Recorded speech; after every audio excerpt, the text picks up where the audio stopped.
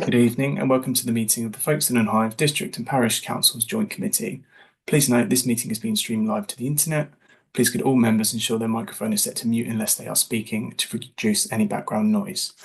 So we will move to the first item, which is the appointment of the chair. For the purpose of this meeting, members must appoint a parish councillor to chair the meeting. Do we have any nominations, please? How about Frank as his chair of the outside? The only thing is, because you're not hearing me, is that going to be a problem?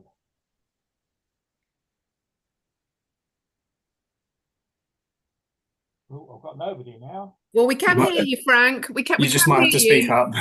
You just need to, yeah. If you can project, Right. Okay. you can't wriggle out of it that easily. Do your umpiring bit, Frank. Pretend it's out. Well, they're always out. Do we have a seconder for Frank to chair the meeting? I will second that. Okay, thank you. And can I just see a quick show of hands from everyone in favour? Perfect. Thank you. You've been appointed the chair. Thank you, Alex. The minutes of the last meeting, I think. Oh, is that the next? No, declarations, isn't it? Or is it minutes first? I haven't got the agenda in front of me, so I couldn't. Next item was apologies for absence. We've had apologies from Councillor Thomas. Right. And then it goes on to declarations. Declarations of interest. Anybody got anything?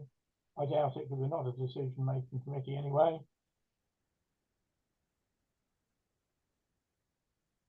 Okay. Minutes of the last meeting have been circulated. You all happy with them? Yes. Yep. Okay.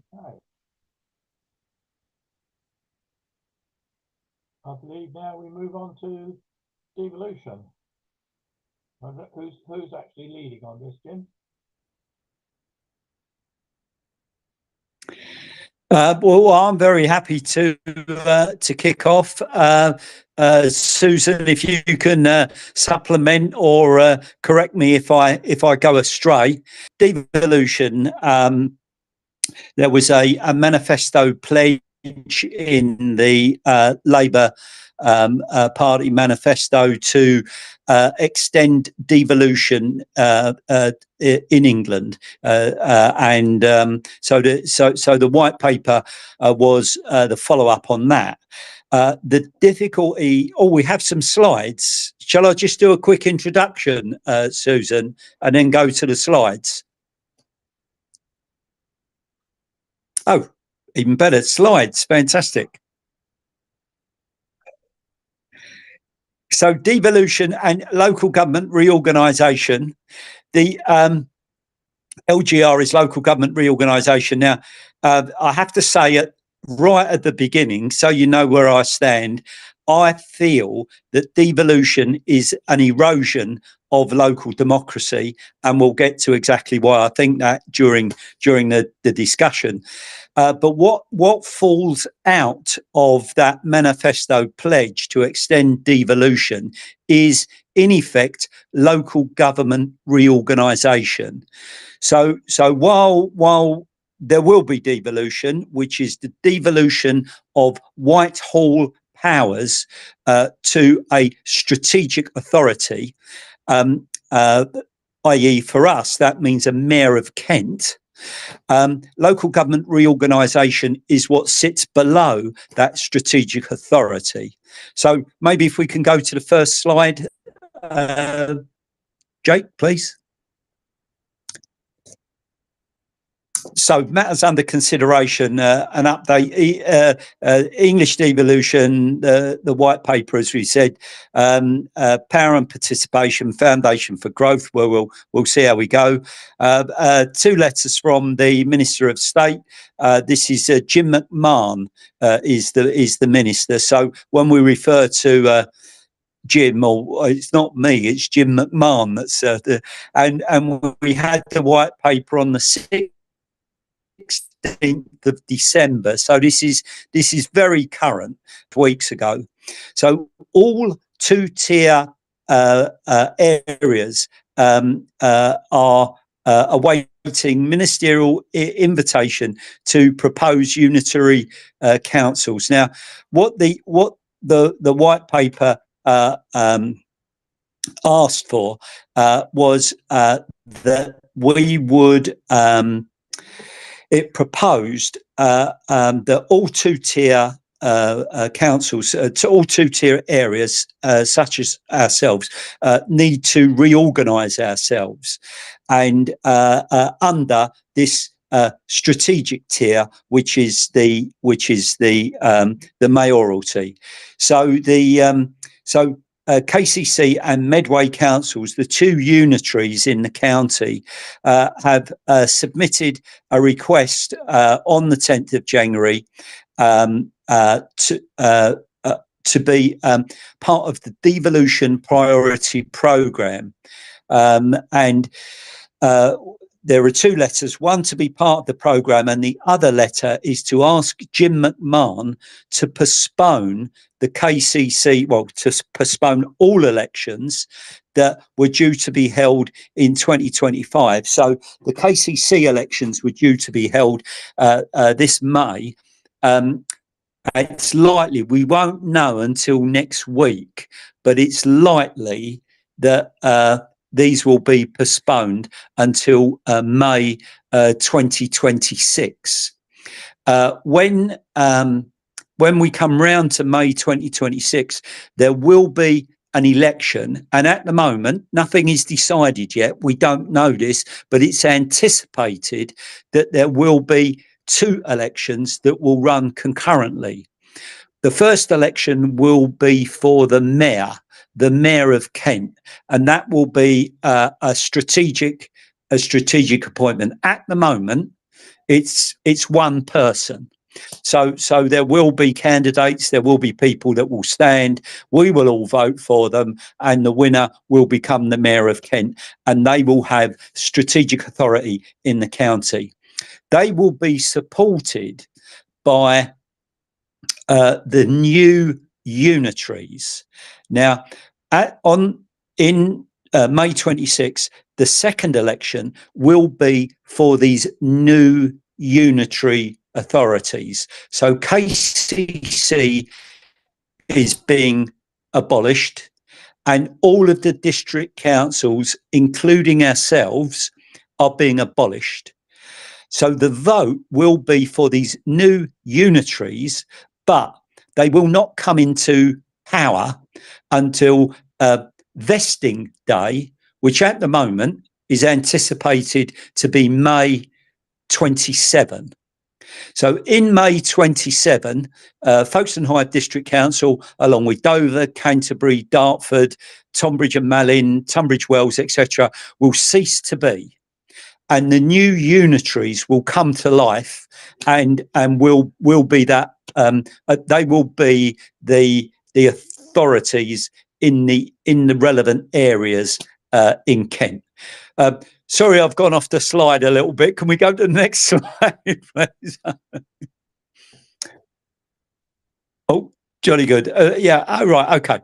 So we're going to be abolished. We're going to have to reorganise. So our immediate issues is about continuing our focus on service delivery and support for Folkestone Hythe residents, investors, visitors, shaping the best future for our residents. Now, yeah,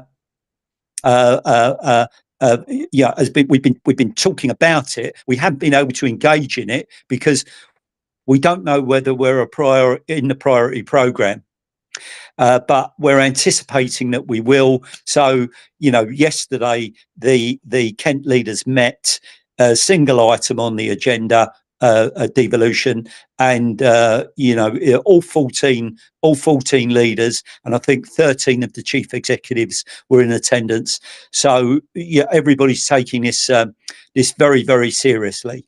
So the easiest way that I have found to think about this, because there's a ton of detail in this, is to think of devolution separately from local government reorganisation.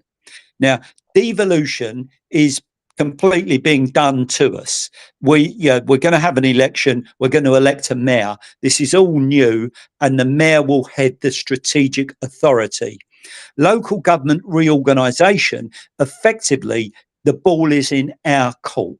This will be something for KCC, Medway, and the 12 districts to agree between us. Now, obviously, we will be, shall we say, guided, or other people might say dictated to by central government on this. But this part, local government reorganisation, is we are in control of that ourselves, so long as we stay within the time frame that the government anticipates. So we can't kick this into the long grass until we're ready. We've got to move pretty quickly on it. So just coming to the all councils involved, more emails, briefings, group meetings. Every time, Frank, that our paths cross over the next couple of years, this is all I'm going to be talking about. Then the last bullet point, detailed work, 25-26, transition to the single mayoral strategic authority for Kent, and then 3 or 4 unitaries covering the existing footprint for Kent and Medway. Now, just to step back a bit, 18 months or ago, we thought that KCC was going to go into liquidation. Medway were already in special financial measures, and in order to combat whatever was going to come down the track at us if that happened, the districts formed into 3 clusters. So the cluster that we're in, it won't come as any surprise, is Folkestone, Hythe, Ashford, Dover, Canterbury and Thanet, and we're called the East Kent cluster. Then there's the North Kent cluster, which is Dartford, Gravesham, Medway and Swale. There's more to talk about Swale. And then the West Kent is Sevenoaks, Tonbridge and Malin, Tunbridge Wells and Maidstone. Now our geography pretty much tells us where we are, but Maidstone and Ashford have got some flexibility, some choice, and Swale are in a rather difficult position in so much as they're very much two regions. Everyone in Sittingbourne looks west, and everyone in Faversham looks east. So there may be ultimately, if there are districts to be divided, then the Boundary Commission will be called in and they will do whatever they need to do. But my own feeling is the timetable is so tight, we're not going to be able to get the Boundary Commission to answer an email in the next 2 years, let alone send surveyors down and, work out stuff on maps. And so I think this is something that would be dealt with in the future, as it were.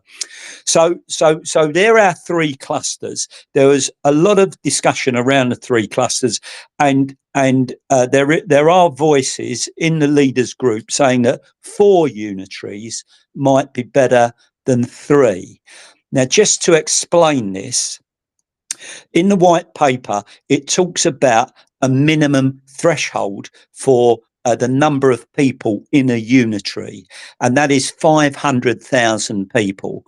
Now, the population of Kent is it's just under 1.9 million people, which would suggest 3 good-sized unitaries. However, our projected population within 3 or 4 years is 2.1 million, which would suggest 4 unitaries.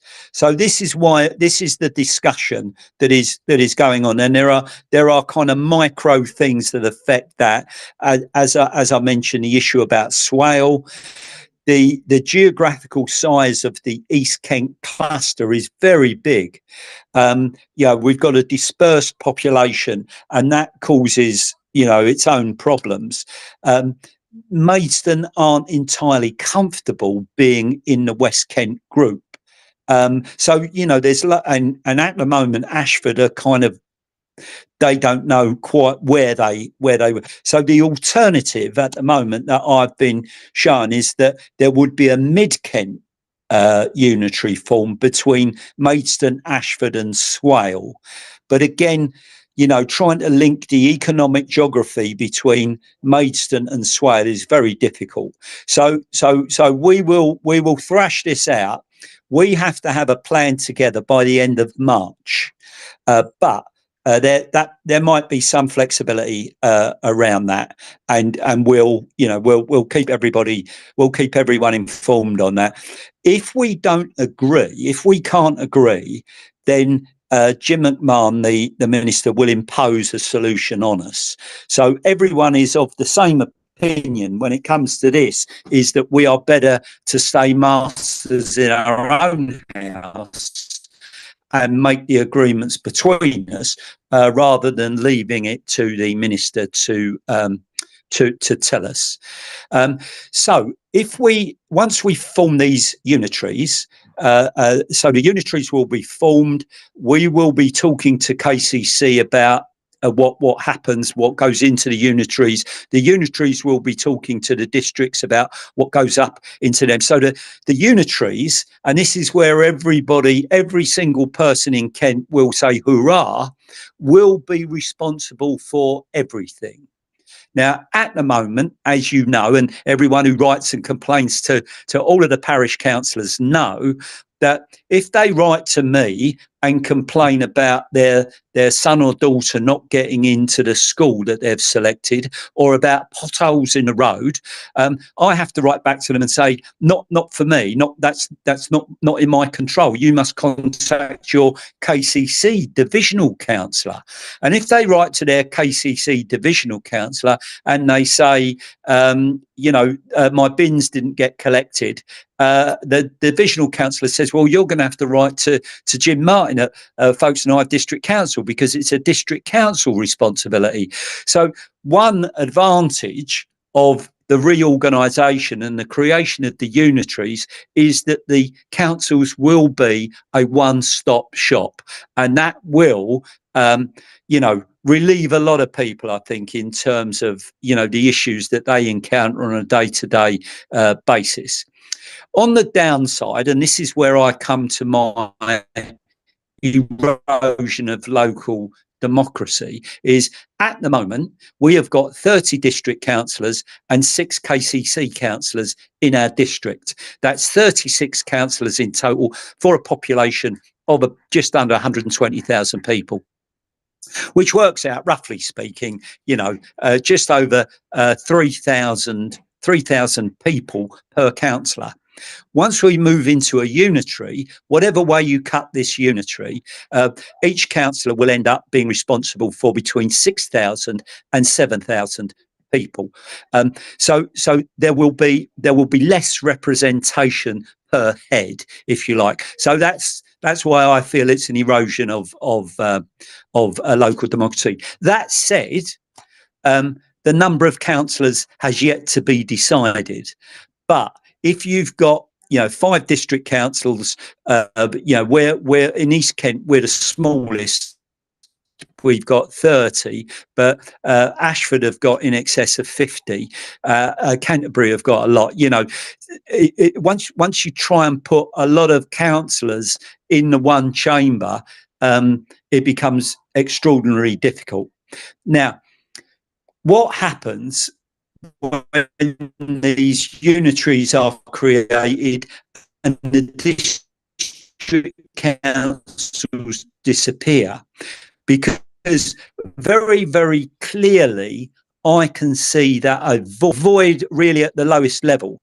And my thinking and other people's thinking is that into this void, the town and parish councils will move up into that void.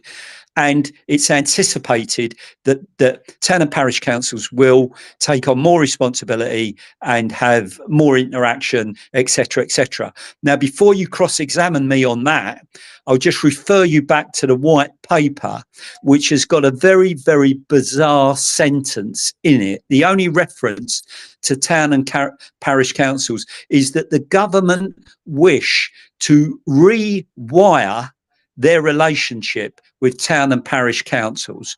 Now, if you can tell me what that means, then I'll buy you a pint of beer next time I see you. Whatever that language might mean, I don't know. But the government are anticipating that they will be rewiring their relationship, that's government's relationship, with town and parish councils. And any more than that, I really can't tell. Can I have the next slide, please, Jake?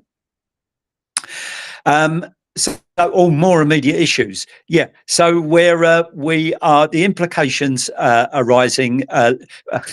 Is it currently lots of unknowns? You're telling me there's lots of unknowns.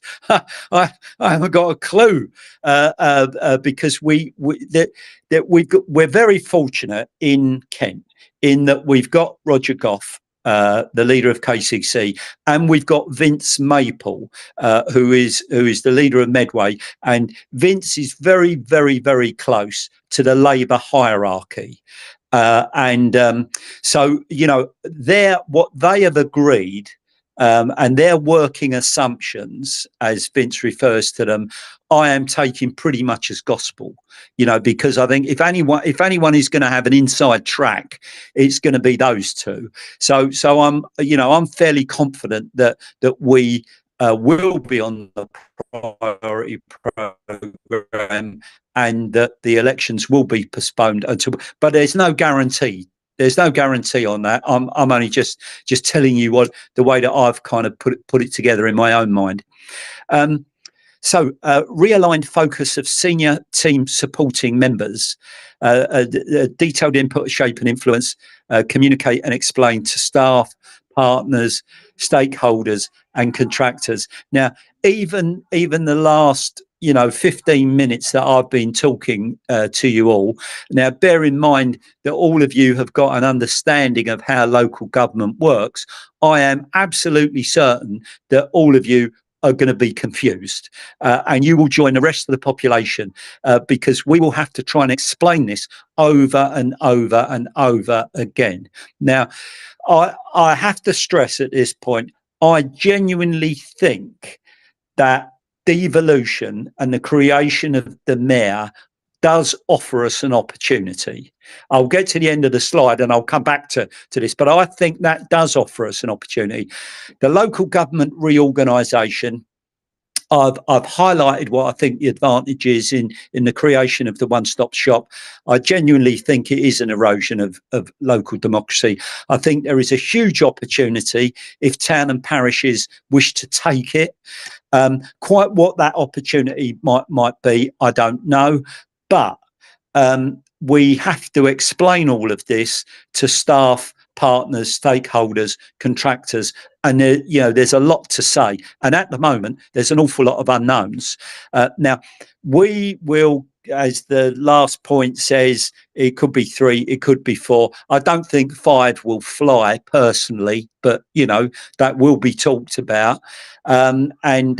Our interim proposal has to go in March 25, and then we will have full proposals with the blessing of the government by autumn 2025 in order to be ready for the May elections in 2026, so people know what the unitary is that they're voting for. When they vote, of course, they will be voting for a unitary, but this will be, and the government's term is shadow administration, so they won't have any power. They will be voted in, but they won't have any power. They will effectively be taking services from the district councils and from KCC, but both KCC and ourselves and the districts will be fully operational at the time. So our contract with Veolia to collect the bins won't pass to the unitary until we cease to exist. So there'll be a year of very, very, very high levels of confusion in terms of who is actually doing what. But at the moment, it's anticipated that the district councils and KCC will stay in full operation up until, if we're on the priority programme, May 27. So just on the last bullet point there, the unitary proposals, scale and geography, that's what we're looking at, all to be agreed. 3, 4, 5, new organisations, interim proposals, you've got that. A very, very important part of this is obviously the economic geography. Our economic geography with Dartford is non-existent. Our economic geography with Thanet is pretty much non-existent, but our economic geography with Ashford is significant. Our economic geography with Dover is pretty significant, but not as significant as Ashford.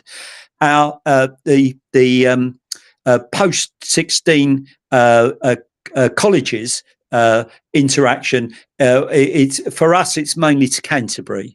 So we've got very strong ties with a lot of our neighbours, and just to come back, and obviously because Frank is chairing, this throws up a huge number of issues, right? And number one is our old friend Otterpool, and what happens with Otterpool.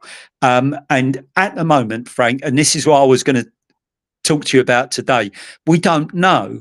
And on Monday, I wrote to the Minister of Housing asking for his advice on it, because Otterpool is such an important project. It's an important project nationally, and we need advice as to what's the best next step for us on Otterpool, principally to simply leave it until a new mayor is created, and then the mayor might not, but I'm sure he will think about a strategic development authority. Otterpool might land with the mayor. If, for example, we could leave it till May 27, it might get folded up into the unitary. There are a plethora of ways that we could go with this, but the risk that we run is that, again, time will be lost. We are ready to go, and so that was what my appeal for advice to the minister is what is our best route to maintain the momentum that we've built up on Otterpool over the past couple of years.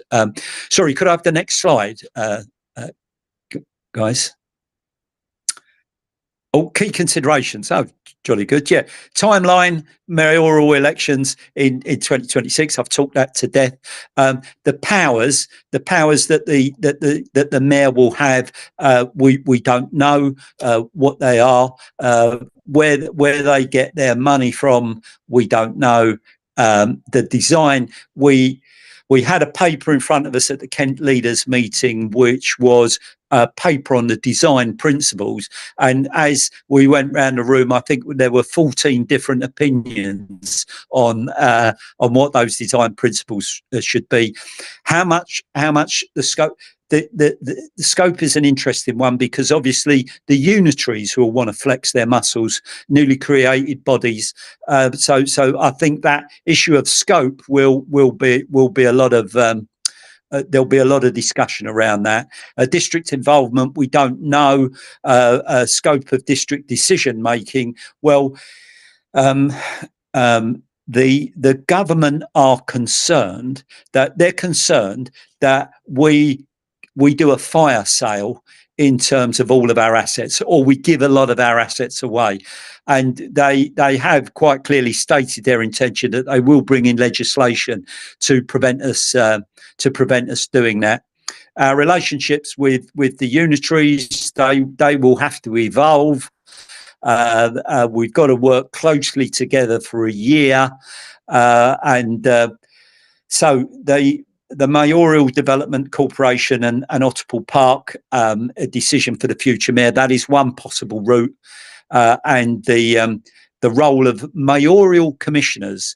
Now, at the moment, the mayor is supported by the unitaries, but as someone was explaining to me who was involved in the establishment of the London mayor, that initially the idea was for a wafer thin strategic authority. And of course, nowadays, after, whatever it is, 25 years of the London mayor, the largest part of the council tax levied in London is for the mayoral activities. So mayors have a habit of spreading their wings a little bit so that it's not wafer thin for too long. Is there another slide, or is that the end? Oh, right. Okay. Local government reorganisation, the functioning economic area. That's when I was talking about economic geography, that's what I was talking about.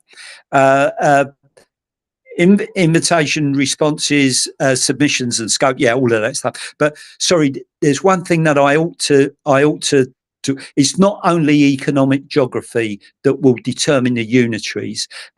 This is a new thing for me, but considering the health geography is very, very important.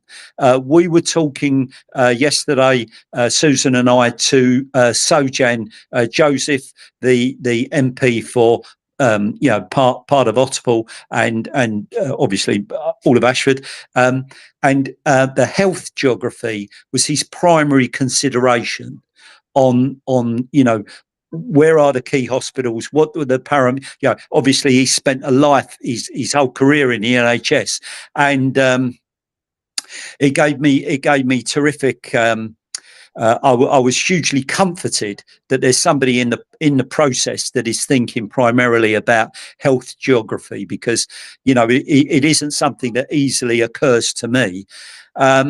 So a decision, these are all the things that we've, these are all of the unanswered questions, if you like. The minister is rather unhelpfully at the moment, I think, talking off of the cuff, so that his it's not unhelpful. He's being loose in his language, and he's been pulled on it a few times. But if we are in the priority programme, then the shadow format will be created in May 26. If we're not in the priority programme, it will be May 27. And so the unitaries will then go live either in May 27, May 28. All I've been talking about thus far is with the anticipation that we will be on the priority programme. So it's the earlier dates in those two. But we won't know until, I understand, we're going to be told next week or maybe the week after. But so that's where we are. Is there another slide? Whoa, fantastic. Well, if you're not confused. You did really well. Sorry, Susan, go on, you carry on. I was just going to say, no, that's the final slide, Jim, and you've done really well considering you didn't have a chance to look at them before you opened up the meeting. So, no, that was it. Anything else? Good. Happy to answer questions, everyone. Peter. Yeah, you're talking about funding. The thing that immediately leaps to mind is funding for transport and that sort of thing, roads. How on earth do they think they're going to be able to sort it out into 4 different bits for Kent? I appreciate I'm talking about things that haven't been decided yet. That's just the immediate concern that comes to my mind. Yeah. Peter, you're absolutely spot on. Absolutely spot on. Now, the thing is KCC spend £51 million a year on roads, but they spend £770 million a year on adult social care. So, while we drive on the roads and we're all concerned about that sort of thing, and how this is all gonna if the government are looking for savings, they're not going to get a saving by splitting a key function like road maintenance between 4 unitaries or 5 unitaries, even worse. So financially, I genuinely can't see, so it's a very, very real question, and I certainly don't have the answer to that. But that is the intention. Now, it may be that the unitaries take the initiative, and so I'm kind of joking here, so don't take this seriously. But there could be a kind of Kentish man and a man of Kent type, right? 2 unitaries could come together and say, we're gonna run our roads, our highways together. I could see that where as districts where we share our waste bin collections. It's a shared service with Dover. The council's payroll is done by Ashford. We do things for do you know what I mean? So we are used to working together, and that is one thing that I know benefits financially from an economy of scale, but it leads me on to something else. Now, if I was Noel, the leader of Ashford, who is not happy about this at all, not happy, he would say, well, that's all well and good about getting the money for buses or getting the money for roads or all of that sort of stuff. But what do you do with the mountain of debt? Both Medway and KCC are swimming, they're drowning in debt. Now, what happens to that debt? Do the government write it off, or do they just split the debt up between 4? And so day one, we start life, as I'm saying, I'm not talking about me, but the new unitary starts with literally a mountain of debt. So all of these things are to be agreed, but there's some serious issues. Just to stick with Ashford. I know this wasn't your question, but Ashford pride themselves and have done through successive administrations on being the lowest council tax in Kent. It's a badge of pride that they quite understandably wear. We, their neighbour, plus Canterbury, charge arguably the highest council tax in Kent. Now, the minister has said there will be a period of equalisation, and I can tell you with absolute certainty, Peter, it doesn't mean your council tax is going to go down. It means the council tax. It means the ratepayers in Ashford are going to pay more, and that's a hard sell.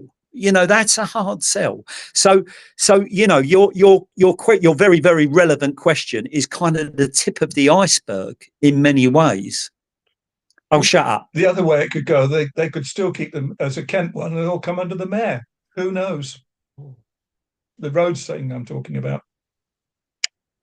All under the mayor. I appreciate we're in such an early stage, and I'm asking a question, that nobody really knows the answer to at this stage of things. We just wanted to bring the subject up. That was all. For sure, yeah, absolutely. Hello, Jim. We met before Christmas, so I remember it well, Anne. Might be a bit of a repeat, really.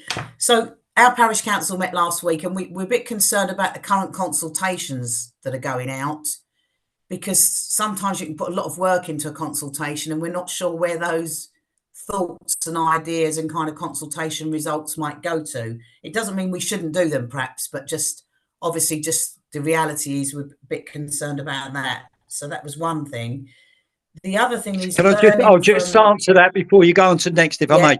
I would be as brief. Yeah. I would be as brief and to the point as you get. This is a top-down process. They are not looking at they're not. I mean, Susan may be much more diplomatic than me, but I don't think they're taking a blind bit of notice of what we're saying to them. So sorry. Next question. that makes that clear. Thank you. And just about what plans are there to learn from other areas that have been through similar experience? So I know Thurrock's a unitary authority, and Manchester and places like that. So it's almost looking at, is there write-ups? Is there sort of some sort of, where do we go? I've got a very good answer to that. Okay. Yeah. Our excellent chief executive has been spending an awful lot of time talking to a variety. Do you want to come in on that and just talk a little bit about the knowledge that you've gained? Yeah, happy to, Jim. Thanks very much. And thanks for the question, Anne. There's a huge amount of information and learning that's being shared across the networks. So clearly we're part of the Local Government Association, but for town and parishes, I'd really encourage you to keep or develop or maintain your relationships with, I think it's NALC and CALC, which is a National Association of Local Councils, and Kent for likewise. Now they, to my understanding, NALC is connected in with the LGA and the District Council network and the County Council network. So they are all coming together, supported by government departments, in order to help cascade information, and also importantly, and to feed up issues of concerns and questions. So if you are invited to those, I would really encourage you to attend, because they are probably going to have content that is more targeted for that particular audience. So in terms of town and parishes, as Jim outlined, there are some massive issues, really, really significantly important issues about how we connect with our local areas and how we continue to do that through LGR. And if there is going to be legislative changes, and those are proposed, then there may be implications for town and parishes that you probably want to be alive to. So I would just encourage you to use the networks of NALC and CALC as best you can. We will continue, and obviously we've got Ewan on the call with me again tonight, just because Ewan's supporting me with all sorts of strategic issues.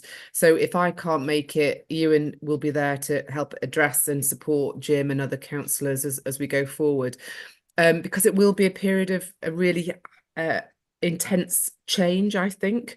At the moment it feels, doesn't it, Jim, a bit like the sort of the calm before the storm.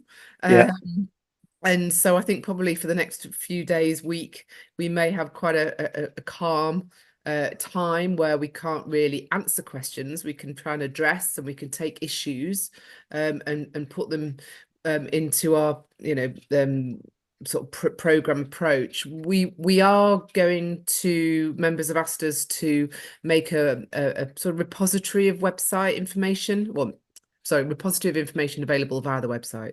So we will be doing that.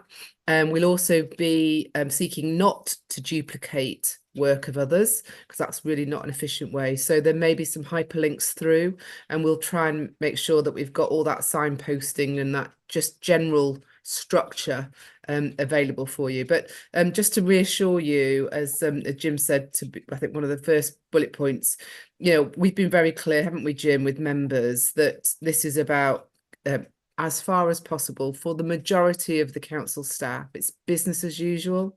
So we are really clear as a senior team, aren't we, Ewan, that actually council services continue through this period, and we're encouraging managers and all our 420 odd staff to focus on maintaining and seeking our own continuous improvement through the next couple of years, because this won't happen very, very quickly.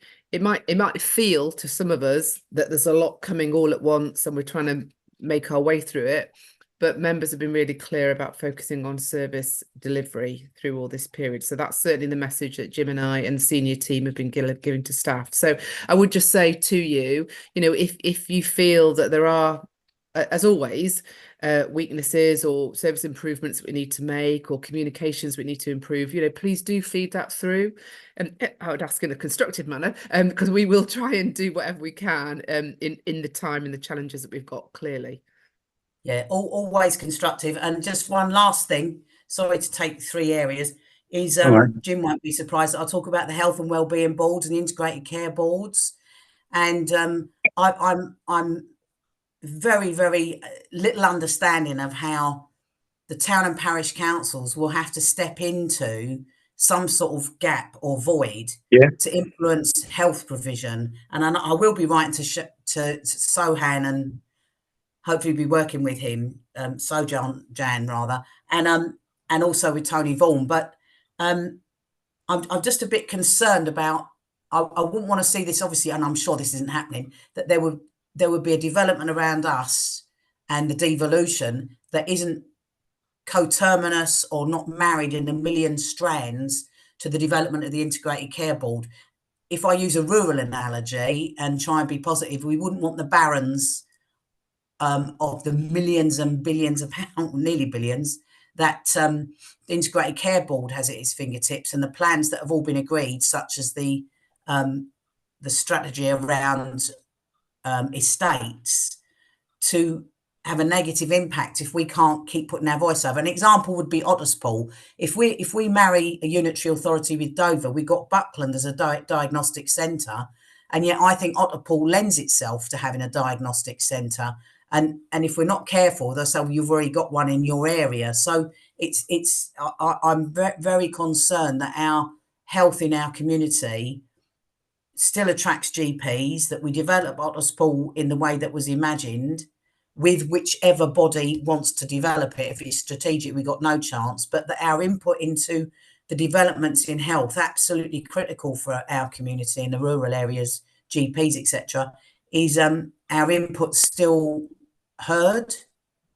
Does that make sense?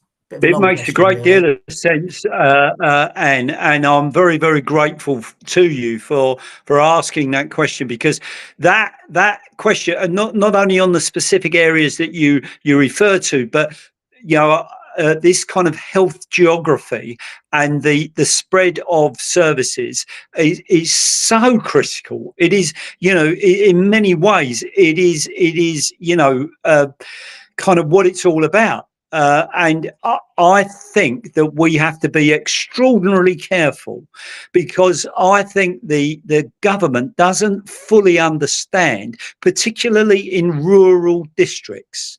I don't think they, I think they can kind of get their head around how it works in Manchester, or how it works in London, or how it works in any of the other mayoral areas. But in rural areas like ours, it's a very, very different set of parameters. And I have to agree with you. I am not confident that the government currently have got that properly on their radar. But that will be, a point for us to make, because I think there's currently a shortfall there. So I'm sure you and I will stay in contact on this, because it is vitally important. One thing I would say is that Calc has already been in discussions with KCC and Medway regarding this at top level. We did have at the AGM, we had Vince Maple addressed our Kent AGM. He had less than 48 hours notice that he was speaking, because the previous speaker dropped out. But he gave a very good presentation, didn't he, Peter? He did, very good, yeah. And it was much along the lines of what Jim has been saying. And can I just touch on something that Susan said about Calc and Nauk? They regularly send out bulletins that come down. I just had another one come today, particularly from Nauk, about what is going on and the things that their involvement with it and how they're trying to influence things. So you get onto your council, onto your clerks, to make sure that you are getting, those of you that are in Calc, that you're getting this stuff coming through, because it's extremely good information. I think Susan will back me up on that. That's really encouraging, Peter, to hear that. So thank you for saying that. It's not just on devolution; it's on all the sorts of things they're doing. I know they're a really good group. I mean, I see them quite often when I go to the LJ conferences and things like that. So I'm really pleased that you're linked in really strongly with them. I'm sure they'll be very supportive as we go. It does help that our chairman is also chair of Calc at the moment as well. Always helps. Always helpful. Only local. Anything else, anybody, on this? Silence reigns. It's not silence that's reigning, Frank. It's confusion. Well, yes, I know. Yeah. If I may, Frank. Confusion, absolutely right. If I may, Frank, I was just going to say, you know as well enough, and clearly, really well connected with all the members and senior staff. If you want further updates as we go, then please just indicate and speak to Alex and committee services. We'll do what we can to, make sure that as we come again if members want us to, but Jim's all over this as well as other members like Mike on the call. So just please ask if there are things, if there are questions that you have or queries and concerns, feed them through, and we'll try and do what we can to either raise those further up, through our routes, and you can use your own NALC and CALC routes. Can perhaps triangulate to see whether we get the same responses back, which is always an interesting one in emerging government policy. But anyway, don't get me started. So we'll have further conversations. But I suppose it's a plea really, and it's easier said than done. Is that this can be a really all-consuming single topic, isn't it, Jim? And actually, there is an awful lot of stuff that we are still simultaneously seeking to progress at pace, not least Otterpool, and the work we're doing with partners there. So, it's a balancing act for us all to keep progressing with the day job, progressing with the strategic projects, but also doing what we can to influence the future and shape it for the best for our residents. So please, go on that journey in the spirit of that with us. Okay, thank you, Susan. Anything else from anybody?